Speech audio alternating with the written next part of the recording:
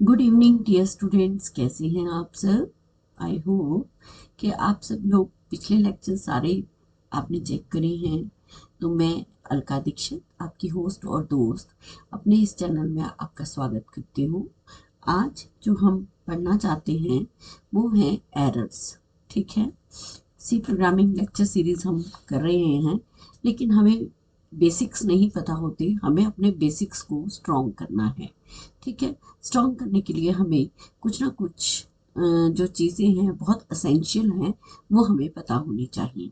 ठीक है, जब भी हम प्रोग्राम बनाते हैं, लिखते हैं, उसके बाद उसको कंपाइल करते हैं, तो कंपाइल करने पे जो हमारी विंडोज़ हैं कंपाइलर के अंदर, वहाँ पर आपको कुछ एरर्स नज़र आते हैं।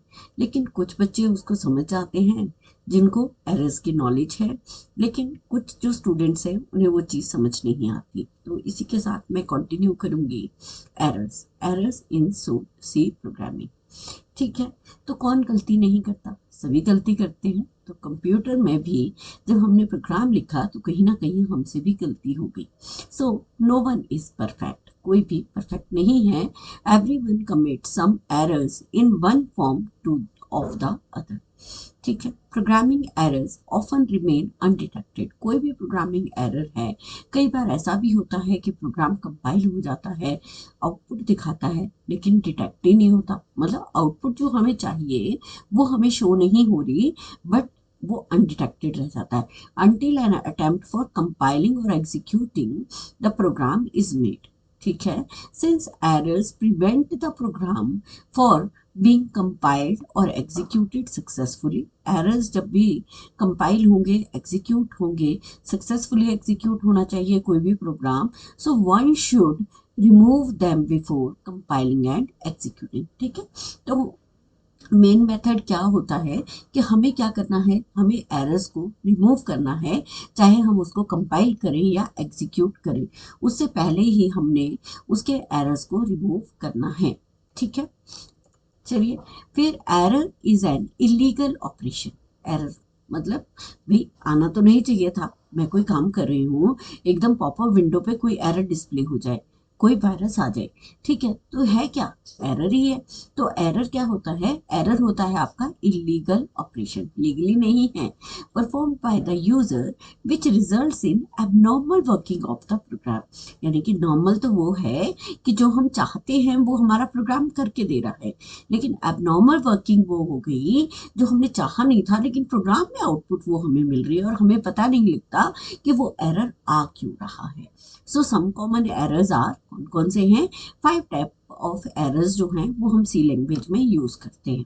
कौन कौन से 5 टाइप ऑफ एरर्स हैं जी, ये एरर्स जब भी आप किसी भी प्रोग्रामिंग लैंग्वेज को स्टडी करेंगे तो जो भी आपके एजुकेटर होंगे, जो भी आपके टीचर्स होंगे, वो आपसे इसके रिगार्डिंग क्वेश्चन जरूर पूछेंगे। हाँ जी, बताइए कौन कौन से एरर्स होते हैं।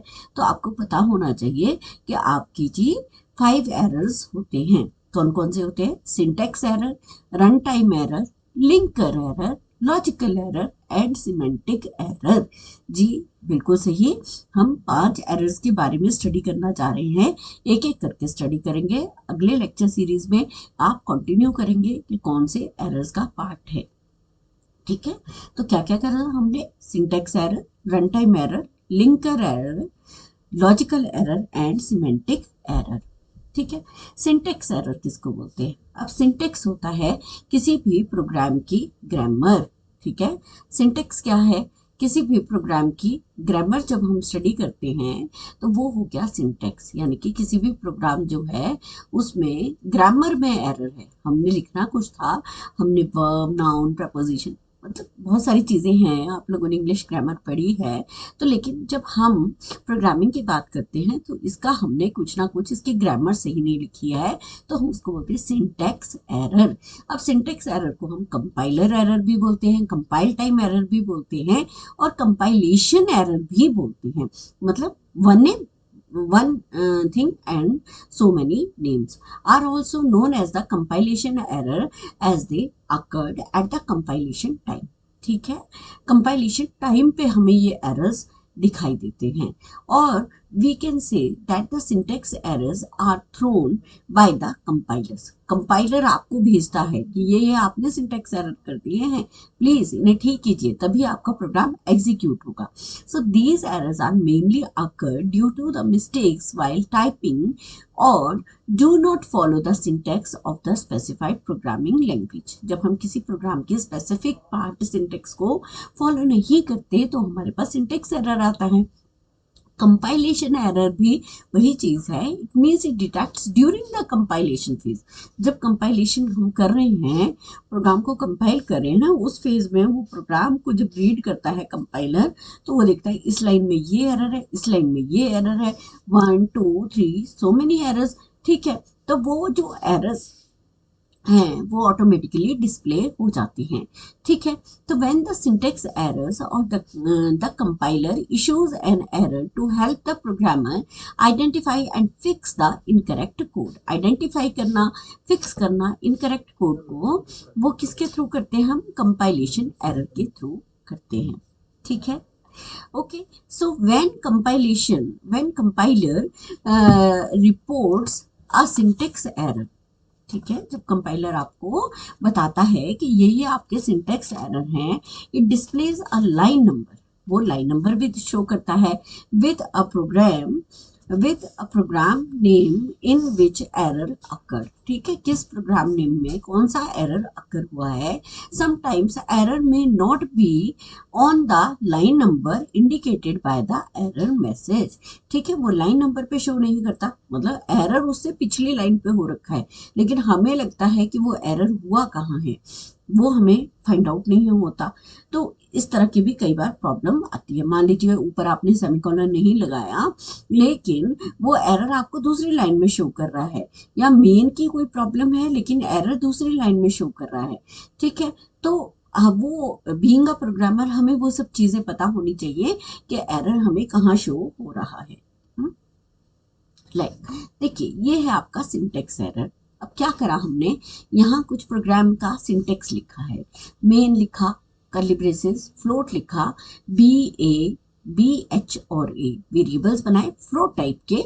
B is equal to 3.0, H है 7.0, एरिया है B into H divided by 2. Calculate area कर दो, है ना. देखिए कितनी सारी मिस्टेक्स हैं. So printf with switch new line and this.